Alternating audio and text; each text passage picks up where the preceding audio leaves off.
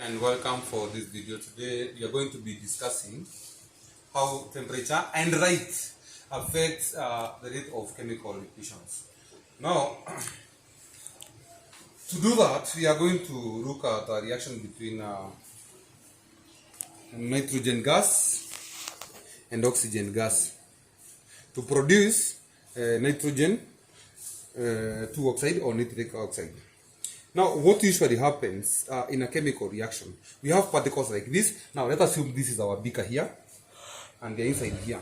These particles, in most cases, they are usually in some kind of a motion, and very few collisions like this.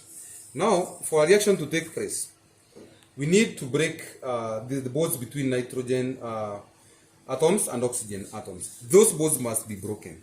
And for them to be broken, we need to have correlation of these molecules here. We need to have these molecules colliding like this, and for that, and this correlation requires them to collide with an impact that will enable these bonds to break. Now, for us to be able to supply for this breakage to take place, we need to supply an external source, to use an external source of energy to supply heat to these reactions here, or to increase the temperature for this reaction here, or right for some reactions. So when we apply right here or increase the temperature of this reaction, we give these molecules enough kinetic energy like this, and the correlation that are going to be a result of that kinetic energy will lead to these bonds breaking like this,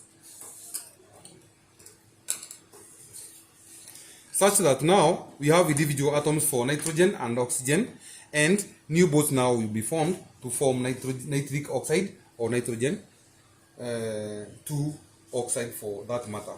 So most reactions will require we apply some external source of energy, that is heating, for the molecules to have enough kinetic energy for them to collide with enough impact to break the bonds, so that we form new bonds, that is the new product, as you have seen in that demonstration. Thank you very much for watching this video. We'll meet in the next video where we shall discuss pressure in reactions.